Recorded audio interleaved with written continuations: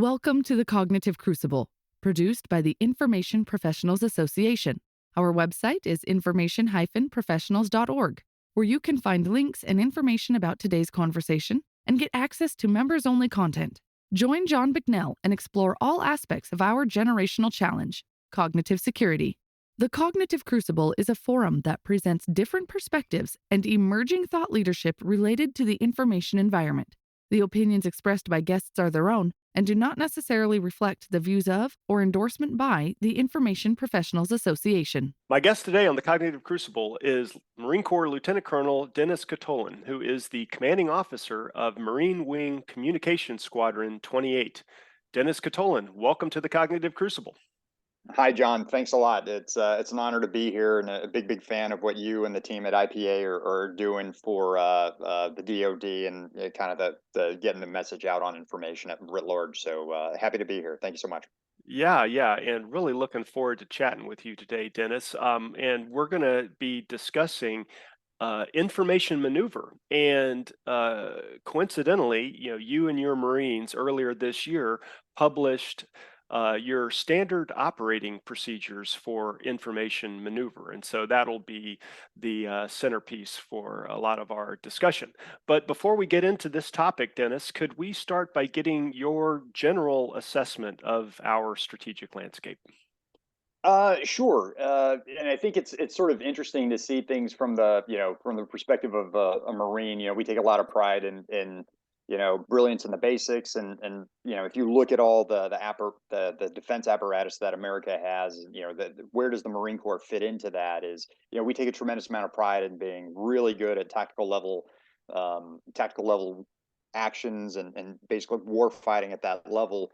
But it is a good question to ask. Where's the strategic landscape? Because I think Marines are so focused on the realities of that work that we now, with the information space, we have to kind of reach back on how information compels us to be aware of strategic effects of tactical actions. And so sort of the way that I see it is it's really forcing us, as a Marine, our central doctrinal publication, MCDP1, which is a great book, but I think a lot of the tenets that it has really do apply here. And that war ultimately serves policy, and I think sometimes we focus as Americans, we focus so much on war as everything that goes into it. We forget that it's a means to an end, and I think we now see nations viewing the information space as a valid form of power projection to shape the global environment or regional environment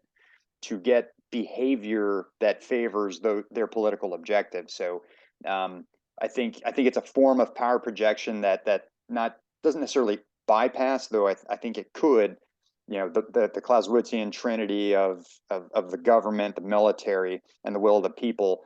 I think now when we talk about ways to influence the outcome of an engagement between peer adversaries, that we have to start thinking in terms of strategic maneuver against all instruments of national power, against sort of the Clausewitzian trinity, and not just thinking about how can we engage with other militaries in the traditional tactical sense, but with the rise of great power competition that we all keep hearing about. How do we find ways to stop nations that how do I put it, malign actors from projecting information power on those instruments of national power in a way that doesn't it respects international law of armed conflict, doesn't break the threshold of armed conflict, but is still just as effective at it, looking out for America's national security interests. Yeah. Information as a instrument of national power, I would say, is still an emerging concept within our national security community. Would you say that that's accurate in general? Yeah, I mean, we if you look at those instruments, information is inherent. When you have the national security strategy coming out, every agency under the executive is responsible for coming up with their own subsequent strategies to complement it. So the Secretary of Defense has to come up with the, national defense strategy, and there's like documents from the Justice Department, from the State Department. And so when it comes to big D in dime, we have essentially, it's a team of teams, but we know who the president's going to look to for that. When it comes to the military instrument, we know who the president looks to for that. When it comes to the economic instrument, there are several well-known key players there. It's really interesting because I did this in my last assignment. I read through all of those subordinate security strategies, and from each one of those agencies, their conversations, all of them, Justice Department, State Department, the Defense Department, et cetera, everybody kept saying things about, the proliferation of information technology, the ability of people to have their thoughts, shaped, even manipulated, or reliance on these information technologies for everything: social interactions, booking, banking, global commerce. All of those things are important to the Defense Department, State Department, the Justice Department, et cetera. Well, who's harmonizing the information related activities across those? And I don't know who you go to for that right now at the strategic level, if it's the president. Some people would say it's the State Department. In 1999, when we decided to dissolve the U.S. Information Agency, I think there's not, maybe it was a little ahead of its time, but I think that you're right, that there's nobody sort of harmonizing that. And I think, you can have across the instruments of national power sort of the potential is there for information fratricide, like who's harmonizing, the information instrument within the DoD or within State Department or within, all these other agencies. Who's the conductor of that orchestra that aligns narratives, capabilities, so that we're not double stacking, et cetera. And so I think that's something that we probably need to look at sort of at a national level. Yeah.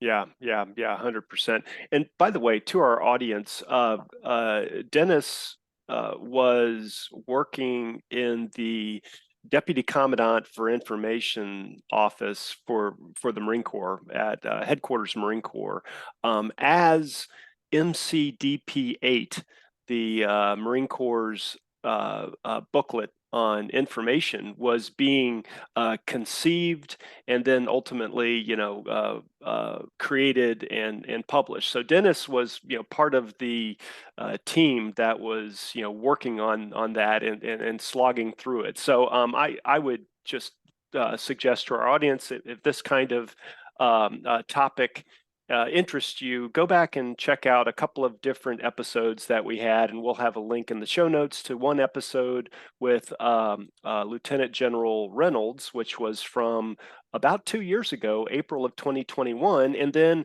another episode that we had with Lieutenant General Glavy, which was about 1 year later, in May of 2022. So please go and check those out. All right. Well, Dennis, continuing on. So, so you're the commanding officer of Marine Wing Communication Squadron 28, as we mentioned up at the top. Do you think that you could give our audience a quick 101 about your squadron? What's your mission? What are your capabilities, et cetera? Sure. So Marine Wing Communications Squadron 28 has a really righteous mission, and that is, the centerpiece, even in a post-force design Marine Corps, as we develop Marine logistics regiments for the commandant, that the centerpiece of what we have provided in the past and still offer to the country today for defense is the Marine Air Ground Task Force, the self-contained air ground task force that, gets on amphibious readiness groups, ships, 3 of them, gets underway. And then, we're able to project, an integrated air ground task force. And so the comm squadron's job centrally is to facilitate the Marine Air Wing commanding general or any aviation combat element coming out of 2nd Marine Expeditionary Force to connect that commander to other components of the Marine Air Ground Task Force. And we do that by coordinating with our sister squadrons in the Marine Air Control Groups to facilitate, some of the functions of aviation, where we coordinate and deconflict airspace, but the ability to provide secure, reliable, expeditionary communications and command and control capabilities for any aviation commander on the East Coast in TUMEF. Anywhere that those platforms fly, there's going to be a comm squadron Marine responding to that mission set, because in this day and age, to get the ATOs out, to make sure the planning is done, over large distances, the ability to have those secure networks is central in this day and age. So, our Marines go out there with logisticians and maintainers, and in an expeditionary environment where there's nothing there, we can provide our own transportation, our own tower infrastructure, our own organic maintenance capability to keep the aviation combat element for the 2nd Marine Aircraft Wing engaged to support anything that the commanding general of TUMEF needs them to do. Right. Yeah.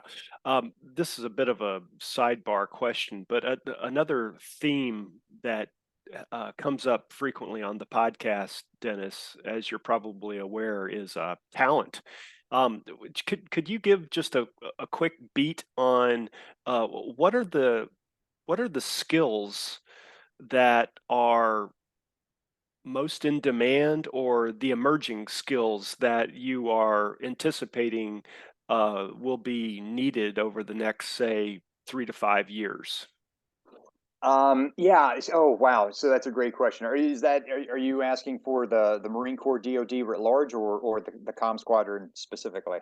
I was thinking more comm squadron specifically, but feel free to take that in whatever Sure. direction you think is productive.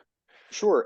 So I will say, first and foremost, I think the skill sets. One, the current baseline capacity. You can never have enough talented people. So, from the communications side of the house, I think we have a good mix of transmission professionals, networking services, Marines, to do the tried and true functions that are necessary for expeditionary command and control. I don't, we will never have enough capacity, because, the demand is really, really great. So anytime we can get more of that, that's good. I'll say a few things that I think we need to start taking a look at as we advance is integration of intelligence. I think the old and this is one of the reasons why we had the SOP established. One of the things that I did, in as soon as I took command, was we established an S2 billet, an intelligence officer billet, internal to the squadron, and made that a full-time job, which is really antithetical, I think, to the way most people think, but about comm battalions and comm squadrons and comm organizations writ large. But if you really think about it, I think people tend to focus on cyber, and think of all the tremendous exquisite capabilities that can come out of Fort Meade. But even if you're just talking about going up and setting up a network in an expeditionary environment, at the end of the day, you can have all the greatest cyber network defense operators, but what do they do against enemy EW threats? Who do I look at for that? Because our transmission terminals are concerned about that. Who's helping us with enemy soft capability? Who's capable of doing a raid, like what the British Royal Marines did to the Argentinians at the in the Falkland Islands when that war was going on? Soft elements that infiltrate a base and then smash IT infrastructure or blow it up in place. Who's getting us the intel on that? Who's getting us the intel on enemy jamming capabilities or enemy space-based capabilities? Because that can inform the manner in which we engineer our networks. And then, if things are happening on the network, well, is that just because network troubleshooting is going to fix that? Is that a programming issue, or is somebody in the network, or is either logically or physically here who's trying to do things to our network? So I'd say the ability of all communications communities to understand and appreciate that, a great mentor of mine said this, and it fundamentally changed the way I do my job. General Jason Bohm was my boss when I was a faculty advisor at EWS, Expeditionary Warfare School, and he told all of us, he said, team, the the the blue pen doesn't start until the red pen stops. And at first I didn't know. I was like, what are we talking about? And what he was saying is, you never come up with your own plan until you're done mapping out what the adversary can do. So even if you just ask any communicator at an infantry battalion who's a brand new lieutenant, and at the most junior sort of level in the Marine Corps, to say, hey, intelligence professionals, where are the EW assets that are going to jam my SATCOM terminals? Is my satellite terminal going to radiate to a satellite that is far more vulnerable to enemy space-based capabilities than another alternative? If that's the case, I would like to maybe engineer it a certain way to mitigate that threat. Is there enemy artillery that can range? Because I would like to remote my transmission stuff far away. Like, is that within the range of enemy precision guided munitions or enemy ground combat forces? Are there things on my network that who are the principal cyber actors? So that again, not cyber. We're not cyber Marines. Communicators aren't cyber Marines, but how can I be a sensor so that if I'm constantly monitoring my network, that I need to leverage those professionals out there and start accessing those types of authorities? That all starts with intelligence. And so I think the communications community needs to start thinking along those lines, as opposed to what we've sort of grown up doing, which is, hey, you're still U.S. Marines, you're still provisional infantry Marines. That's all well and good, but make sure the network's up and running so you can support other people, and that you provide, quote unquote, a good end user experience. That's not irrelevant. That's still there, but that's day one stuff now. That before was the apex of what we did. Now I think that's day one stuff. But now you have to, what we've started to call in the comm squadron, maneuver networks, so that you're able to do that, but now you're operating in a contested space, and adversaries are not, General Berger, when he was the commanding general of 1MEF, said something I thought was interesting. He told us over at 9th Comm Battalion, I was the OPSO there. He said, hey, look, if I was an adversary, I wouldn't want to duke it out with 3rd Marine Aircraft Wing or 1st Marine Division.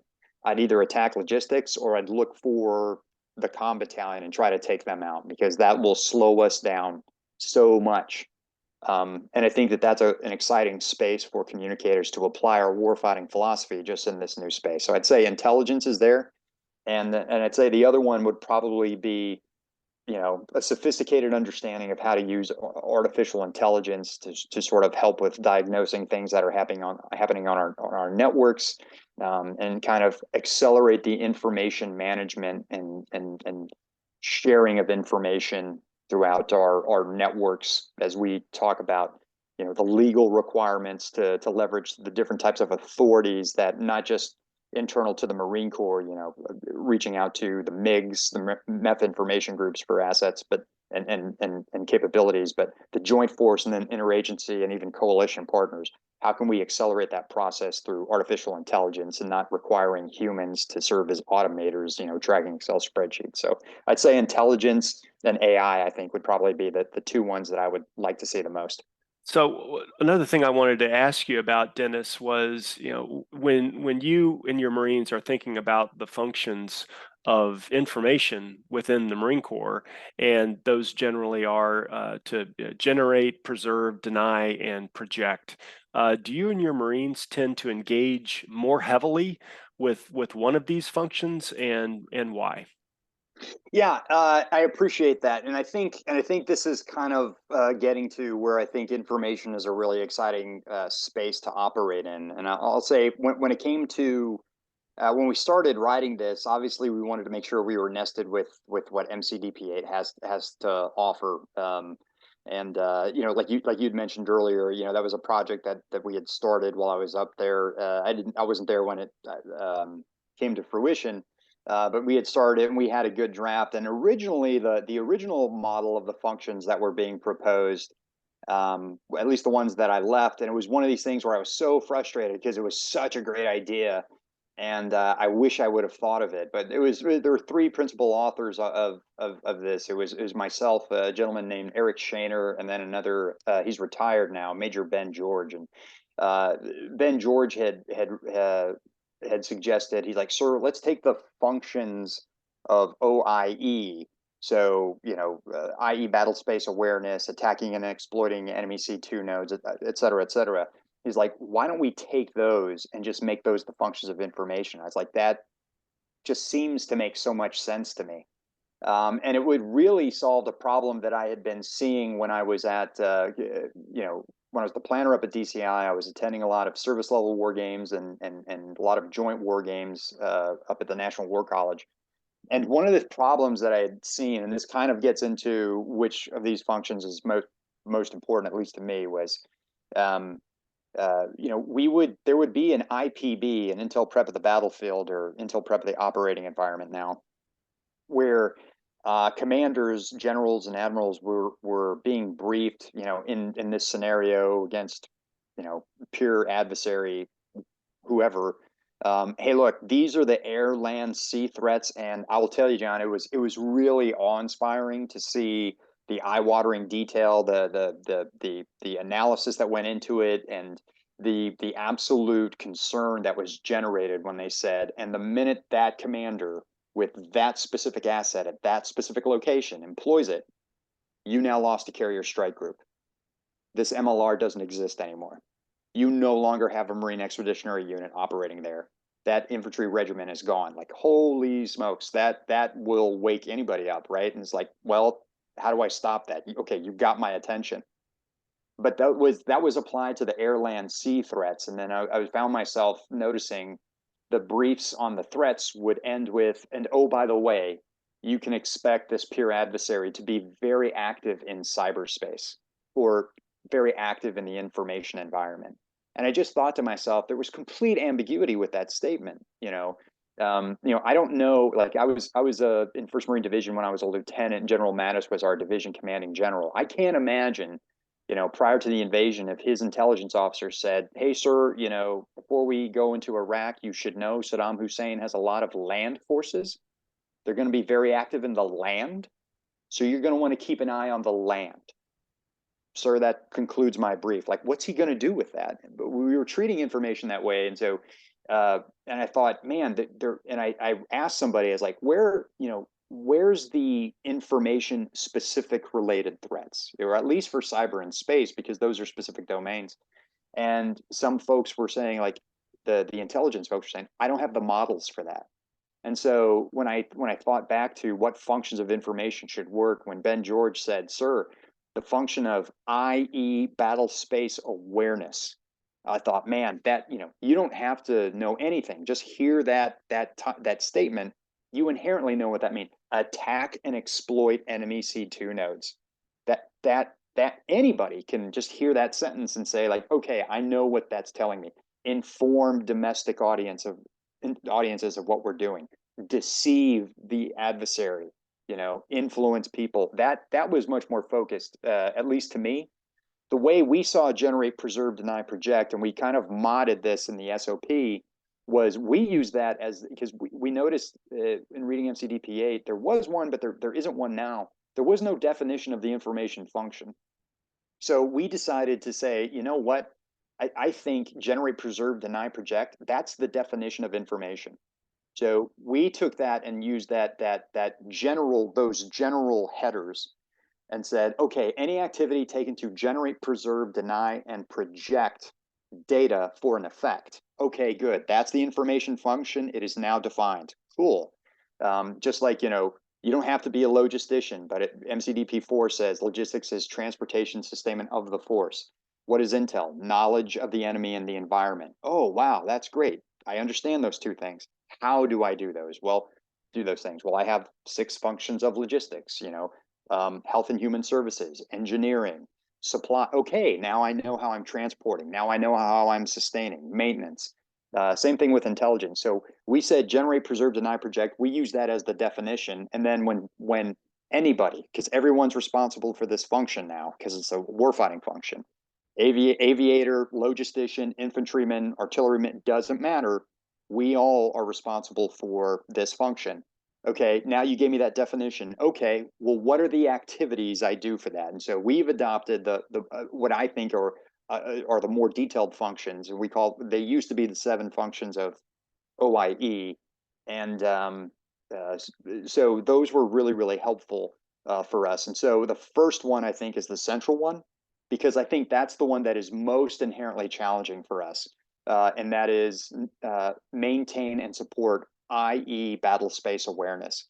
So how do I show a MEF commander, or in my case, a MAW commander, the biggest threats for aviation, and none of them are gone, are, have traditionally been bad weather, surface to air missiles, and then air to air combatants. There's other stuff, but those are the 3 main big ones.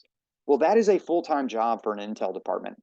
That is a full-time job for his G2, to go to them and say, hey, well, tell me about all the cyber threats. Tell me about all the EW capabilities from that adversary in EUCOM or INDOPACOM, or AFRICOM or CENTCOM. They're like, those folks are like, you're talking about something that is going to take some time for us to develop, because where are those models? And so the minute we wake commanders up, a MU commander, an infantry battalion commander, whoever it is, we wake them up to, and with this information capability, cyber, EW, MSO, whatever it is, you're no longer going to be able to be successful. That tends to wake them up to, okay, now let's have this conversation about how we can block those adversaries and where's potential for us to project power to achieve our ends. And so IE battle space awareness, I think, is fundamental to what we do. Assuring C2 is the other one.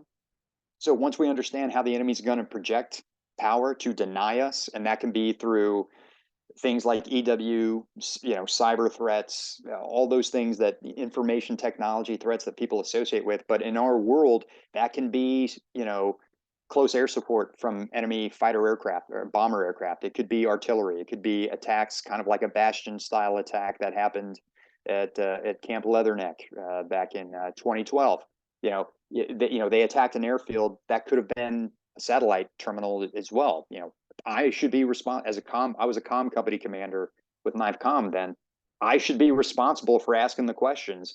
What are the threats to that? And then I can have the conversation about, okay, who can defend against that? How likely is that? And if it's likely, what's the cost? Well, that's a pretty big cost to the commander and the force. What can I use to defend that? Is it just my Marines? Are there Marines from security forces that can help us out? Is there UAS that can be in support of us? So I think IE battle space awareness and then assuring C2. And once you have those 2 things, I feel like that orients the other functions of inform, influence, deceive, attacking and exploiting enemy C2 nodes. We don't have the authorities to do that, but it could, if we find out we're getting EW'd within the AO of our commander. If there's an enemy jammer, the Marine Corps has a lot of kinetic capabilities that can help me assure C2 by projecting power on that. And if it's something that requires agility across authorities, which is a great phrase that now retired Colonel Brian Russell out of 2MIG had said, one of the truths of OIE. Well, now we know about that. What are the activities, and who has the authorities to perform those activities? Now we get to have these really rich conversations about joint ops, interagency operations, coalition ops, where those authorities are, and we can work with those folks. So it's really exciting. But I'd say assuring C2 and IE battle space awareness, you have to start with those 2, and everything else seems to kind of fall into place afterwards. Yeah. Wow. Great detailed response there, Dennis. And you just mentioned Brian Russell. We'll put a link up to his latest discussion with us as well, that where he unpacks his OIE truths, as you just referred, and also as you were talking about the information functions. I also heard you say everybody fights, which is one of the OIE truths as well, for sure. So moving on and getting to the SOP that your squadron recently published, and again, this is the Marine Wing Communications Squadron 28 standing operating procedure for information maneuver. This document starts off with a quote from E.O. Wilson. And also, one more sidebar here. E.O. Wilson, coincidentally, he was the what is it? The dissertation. What do you call it? The dissertation advisor for another podcast guest, and I'll put a link to this in the show notes as well. But this gentleman studies ants, and that was E.O. Wilson, as I recall. He was a biologist and a complex systems guy. Anyway, we'll put a link to that podcast as well. But the quote from E.O. Wilson is a good one, and I'd like for you to, if you could, Dennis, use this as a bit of a touch point or jumping off point to talk about your SOP. But here is the quote from E.O. Wilson.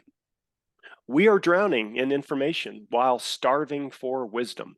The world henceforth will be run by synthesizers, which are people who are able to put together the right information at the right time, think critically about it, and make important choices wisely." Could you use that, like I said, as a touch point to talk about your SOP? Sure. And I think the central piece to that, because I had, the central author of this, the person that we gave this to, I'm going to dote on him a little bit. He's actually transitioning out of the Marine Corps, but his name's First Lieutenant Daniel Chisner. Just a tremendously, he totally got all this stuff. And so I showed up to the squadron and I said, we need to have an intel officer, and we need to provide a model, a heuristic to accelerate, kind of to that truth of like, everybody fights, everybody fights, but they can't write their own doctrine by their lonesome. Like they, like operating a MEU, that's a full-time job. Infantry, flying squadrons, that's a full-time job. Like, give me a model, a doctrine, or an SOP, and I'll do this information stuff just like you do with MPF offloads or just like logistics ops. Like you gave me little thin books that gave me models, and so we said, you know what, we're just, to your point of this is an exciting space. We said, hey, look, there's no book on this. Well, we're just going to write this book. Like we're just going to do this. And so there's this great collaboration, but between Dan and I about what should go into this and this SOP. The quote Dan found, I had never heard it before. We talked about it a little bit, and he sold me on it. And I thought what I really gravitated to was the notion of thinking critically and making wise choices. I think one of the challenges, and not to get too off topic, when we talk about, people talk about, how easily influenced people can be, and it's not really hard to present misinformation, disinformation. And I think one of the challenges we run into is there's a lot of data being processed and presented, but I think the challenge for that is, everybody has a theory about how to deal with it. Do you start censoring things? That could be, that's our approach. One approach that I like is, how do you, it seems like it's going to be ubiquitous, and there's there have been people who've used an analogy like, hey, look, if it's gonna rain, stop telling the sky to stop raining, and start getting an umbrella, start getting a raincoat. And so I think the thinking critically about the information that's coming in and how fast it's coming in, some of that is information management, but I think we need to think more critically, especially as military professionals, because it's really difficult to quantify and specify in time and space for a commander. This is the threat from this amorphous global thing called cyberspace and space-based threats. This is how we're going to influence people in a specific way. I think thinking critically about how we can present information using some of the heuristics that we already have in planning, I think really help us there. But being wise and thinking critically were the two components to that quote that really kind of stood out to me. That yes, I think, to your point, Wilson was a biologist, and he thought about how information between cells forms, activities at the cellular level. Like, wow, that's pretty powerful stuff. But I think in this day and age, we need to think critically about the information we're seeing all the time. Not just, can I get access to the information, but what am I seeing? Is this what I need to be seeing? And is this accurate? And I think that should this be the way that we're doing things? And I think for us as a certainly as a Marine Corps, but I think the DoD writ large, you know, kinetic operations, combat operations as we know it, is not going away. And we always need to have that. We're the only organization that really does the lawful application of sanctioned violence in support of policy. So we can't turn our backs on that. But how do we think critically about other forms of power projection to do what ultimately war is designed to do, which is support policy? Right. So you guys pushed this out in March of 2023. What's the reception been so far? It's been really, really positive. And I think, one of the things that we were thinking about this, because it's scary to kind of, it's one of these things that I noticed when I was attending some of these war games or some of these conferences about cyber and information. People like to ask questions, I think sometimes, and it makes you sound really smart. So I remember when information and OIE was starting to gain traction, people started applying, questions at a lot of these conferences, and they're like, what does key terrain look like in cyber? Or what is, how do we do combined arms in cyberspace? And I was like, man, I see what you did there, war fighting, but in this digital construct. Man, that's clever. And then you see the same people at the conference, 4 months later, 6 months later, they don't know that you're the same person who was there, and it's the same person, and they ask we need to know what combined arms looks like in cyber. I was like, wait, didn't you ask that half a year ago? Like, I don't know. What do you think? And I notice we tend to be a little hesitant to write new stuff because you open yourself up to a lot of criticism. And and I had to, Dan didn't, he was all in. He's like, sir, we need to get after this. And I understood that there's a little bit of concern because once you put it out there, it's open. You open yourself up to criticism. And so far, there has been a ton of really positive feedback from folks, within the Marine Corps and just within the information community. Some folks at Cybercom have gotten a hold of it and read through it, and we've had folks from the Center for Naval Analysis gone through it and really had some really positive. They've all been positive interactions, and they've actually been eager to say like, you might want to add this as well. This organization can also help with this, and you might want to clarify this point here. So it's been non-confrontational. Everybody's seems to be very supportive of the concept that this has to be done, and they're eager to help, which has been really exciting because you start to see the community come out of the woodwork here to just say, hey, let's just get after this problem set and accelerate everybody's thinking. So it's been really positive. Yeah, awesome. That good job on you guys for getting it out there and stimulating the discussion in this space.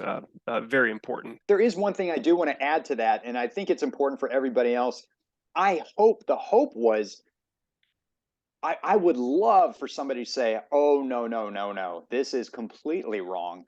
And let me tell you why, and let me tell you what right is. Because if you are the person who says like, no, this is wrong, then you have the better model. And boy, am I going to be so happy to step aside and see that model, like with no sarcasm, with utmost sincerity.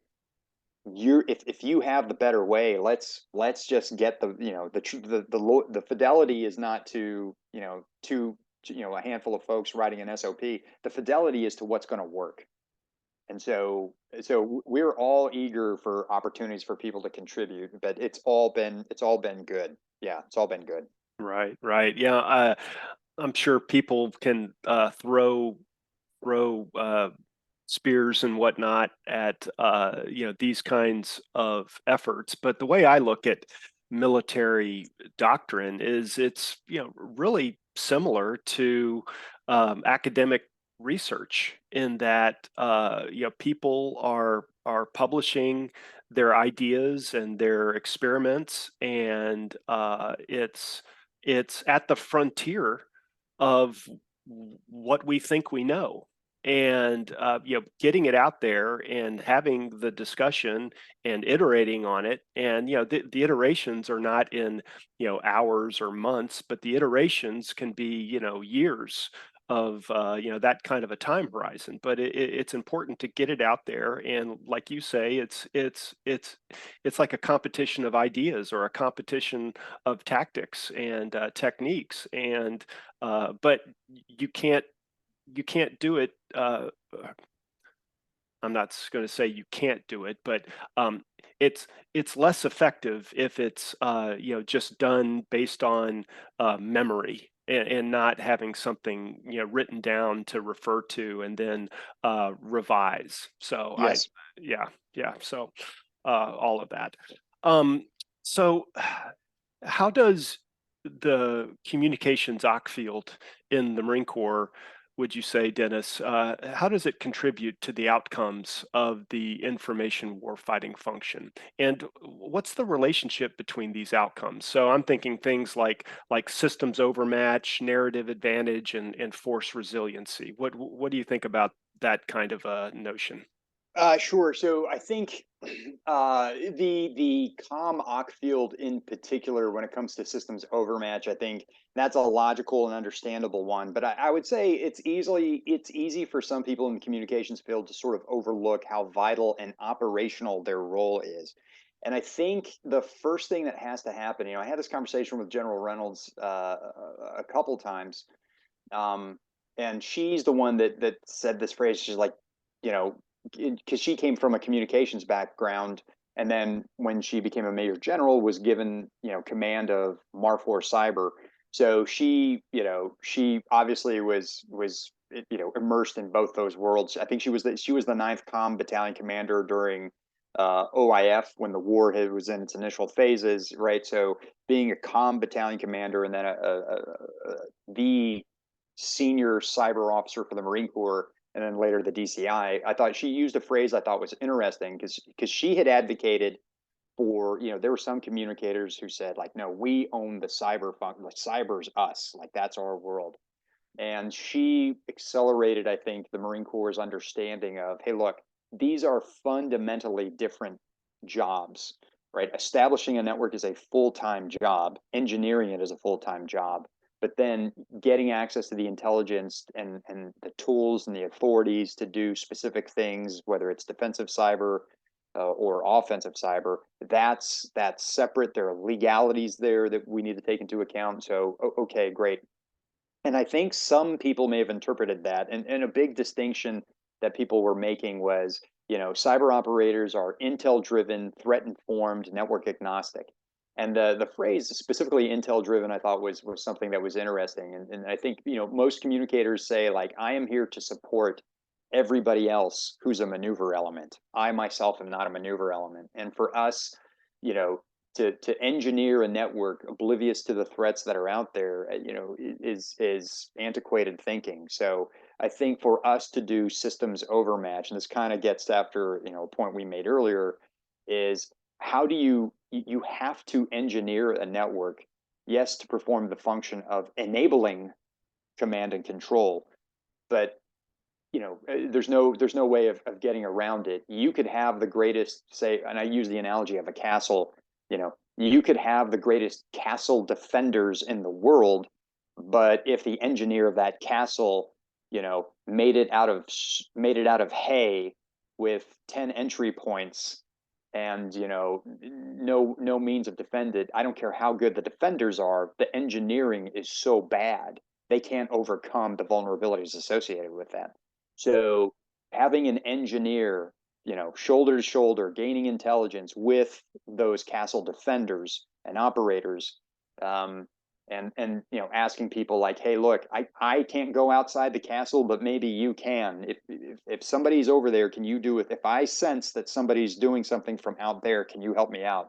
Yeah, they can. I think that is where we need to be. So, intel driven with network engineering, and then, enabling command and control. maneuvering a network in real time against adversaries through space, cyberspace, and the electromagnetic spectrum. That to me is where we help with systems overmatch to stay resilient while we orient, help, that can help, if you use the targeting model of detect, decide, deliver, and assess. Well, if the enemy comes after our networks, which they will, which they've invested heavily in that capability, the communicators can be a wonderful detection tool in the detect, decide, deliver, and assess.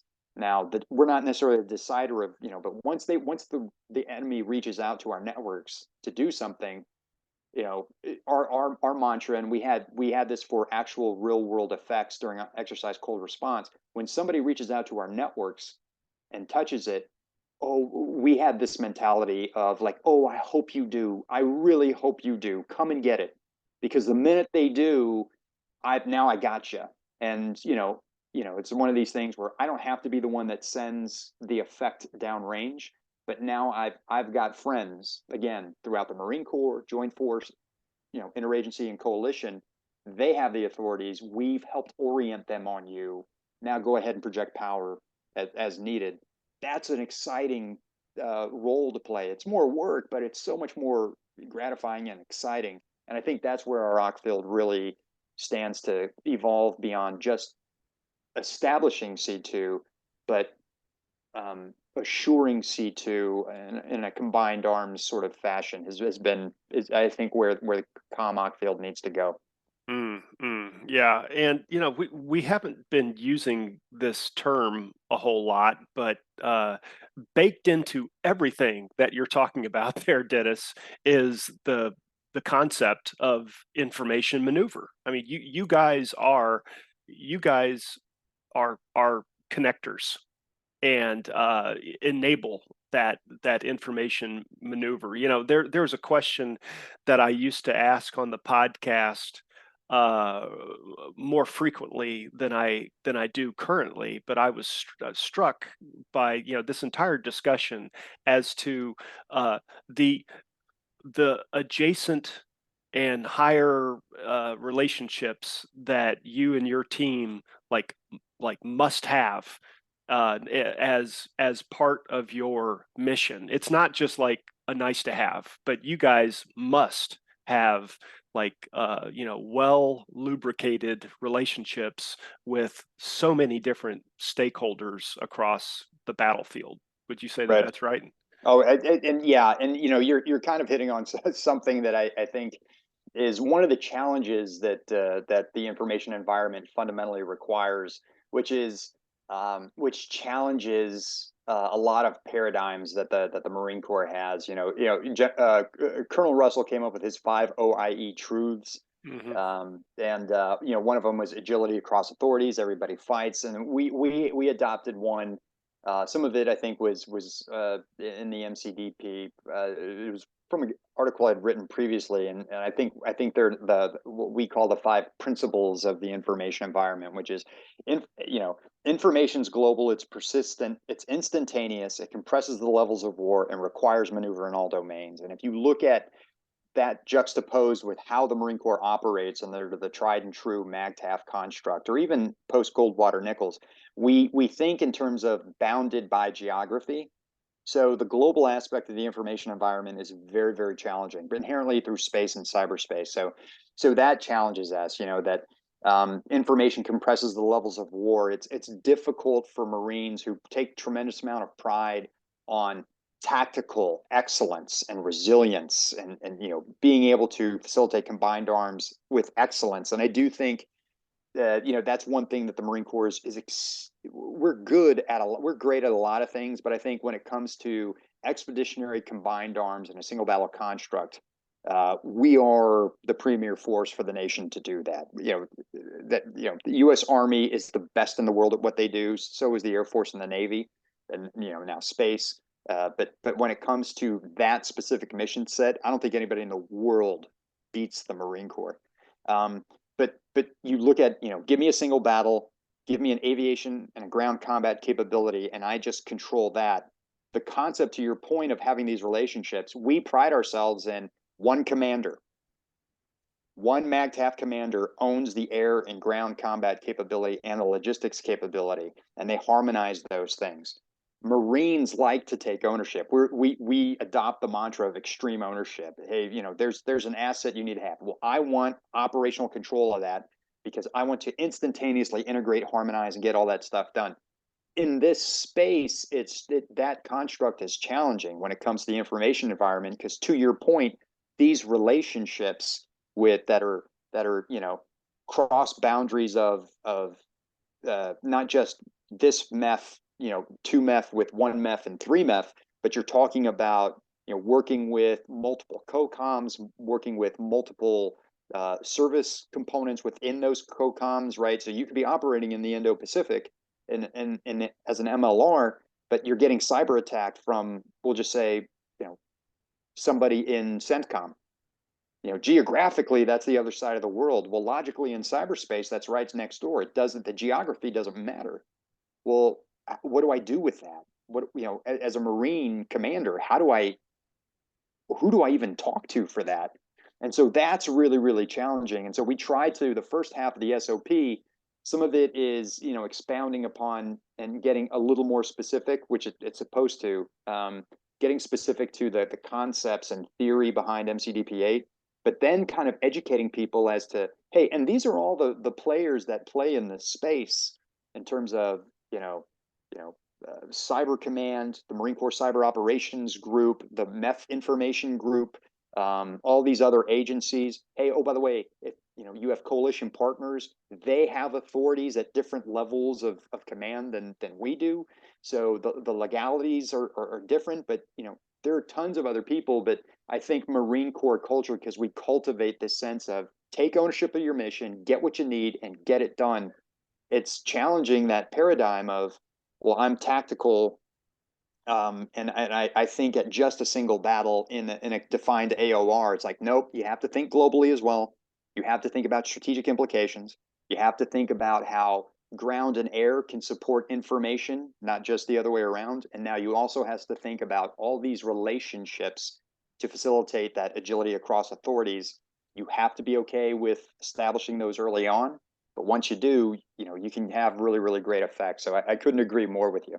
I want to zoom back out, if we may, before closing out, Dennis, and just ask you to comment on, what are some of the lessons learned, and just as we said a few minutes ago, all of this is kind of like evolving thought, right? But as of right now, about 15 months into the war in Ukraine, what are some of the things that you've observed that you think are going to be emerging as lessons learned from this conflict? And then also, following that, I guess I want to ask you to talk about how this can be how this can bolster some of our thinking relative to China and Russia. But first Ukraine, please.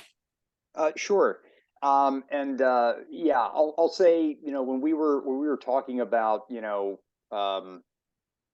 threats to a force, I think, there's just a world of stuff to unpack there. I think when it comes to assuring C2, the theme of, I think this is probably the best answer I can respond. Is there's a great juxtaposition between what happened in Russia and the Ukraine to what happened in Desert Storm. At the end of the day, you had this massive force, fourth largest army in the world, the largest regional air force, head and shoulders, in the Iraqi army in 1991 during Desert Storm. And then you juxtapose the millions of ground combat forces with tons of tanks, tons of artillery, tons of aviation platforms, and a lot of capability there against a force of a combined coalition force under General Schwarzkopf of about 140,000 people. We were not expecting it to go as well as it did. Those are his words, but to have. I think one of the challenges, that Saddam Hussein, didn't really take into account was how vulnerable he was in terms of his command and control nodes, and the ability to assure C2 was not something he had thought through. He did not invest in that. And so you saw the fourth largest army in the world after, after a lot of bombing, be defeated in less than 100 hours. Juxtapose that with what happened in the Ukraine. Everybody was saying that this massive Russian juggernaut is going to dominate the space in the Ukraine. That the Ukrainians weren't going to last very long. And you look at the size of the forces, and that's easily understandable. But I think if you look at the ability to get the right information at the right time for the Ukrainians, just focusing on tactical level operations, their ability to have huge effects with a relatively much smaller force has been, tremendous. Some of that, yes, is fostering support from the international community in terms of access to intelligence and communications equipment, right? Elon Musk and Starlink and all that. But I think ensuring that those systems were up, reliable, and facilitated the right information at the right time, that required maneuvering against, the Russians have a very robust EW capability. They're very engaged in cyberspace, but I don't think that they had the heft to integrate that as well as they should have with their ground combat formations. And I think there was an over-reliance on the quote unquote, call it whatever you want, lethal or kinetic capabilities that could be the overmatch that would defeat the Ukrainians. I think obviously over a year of fighting has proven that that's not been the case. I would offer one other thing. That's sort of the systems-based approach. I think if you look at the cognitive piece, but President Zelensky has been brilliant in communicating things very clearly about how look, we are the ones who have been attacked. We are not going to attack Russia. We are not looking to gain territory from them. We just want to restore our territorial boundary.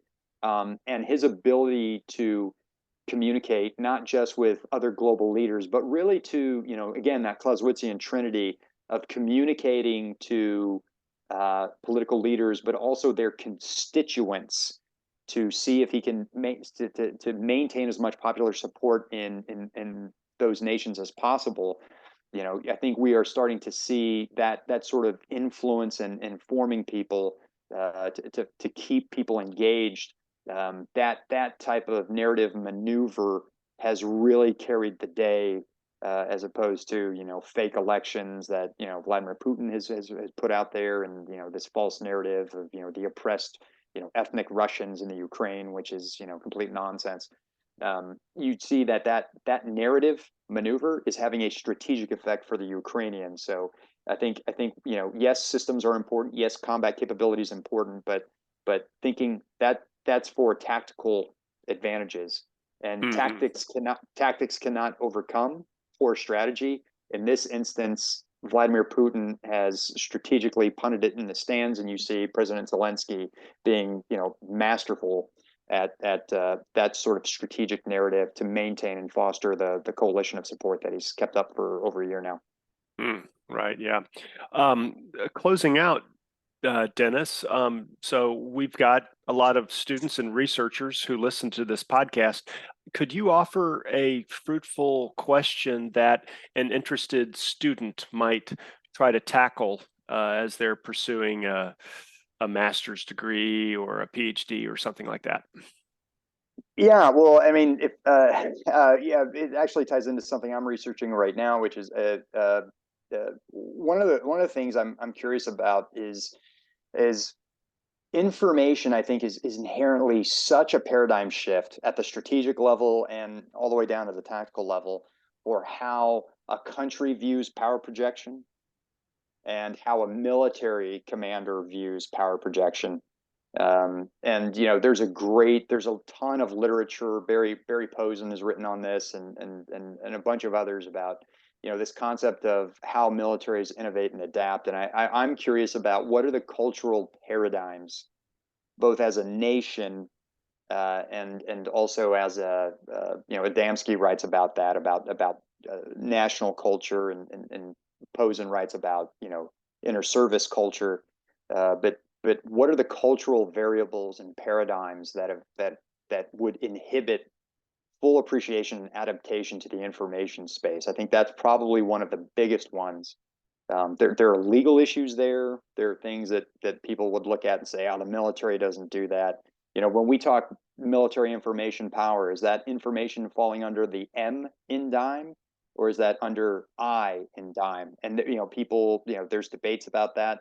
So a lot of people after 20 years of war will say, "Hey, look, information, that's that's somebody else. We do kinetics. That's our thing." Um, I think the cultural implications of and the paradigm shifts, and I'll say it's analogous, I think, to kind of the change we saw with the cultural shift in the military. The plane gets introduced to the United States War Department in 1907. Uh, it took almost a half century in 1947, two world wars, to accelerate our thinking and fundamental appreciation. After Duhay and Mitchell talk about how air power is inherently strategic, offensive, and manifestly independent. There are a lot of infantrymen who said, like, no, give planes to battalion commanders. You're just flying artillery. That's all you are. You're here to support us. And it took people like Jimmy Spatz and Billy Mitchell to say, no. That is a thing in the portfolio of air power. But can you envision flying over the entire military instrument of national power and starting to bomb factories in Berlin before you even start Overlord? Can you fathom what that means? And I think that was a huge paradigm shift for a lot of people in the earlier part of the 20th century. And I think we're sort of at the same point for the DoD in terms of what are the cultural and legal shifts that have to occur. Is there a Goldwater 2.0 that shakes off the geographic paradigms that we have? I think that's an exciting space. I think there are cultural and legal paradigms that we have that need to be shifted. So if anybody can crack that nut, I'd love to see it. That is a great way to frame that, and I really like analogies, and that's a great one there with analogizing where we are today to the early 1900s with the flight being such a new thing, and how to incorporate that into military operations, or just daily life.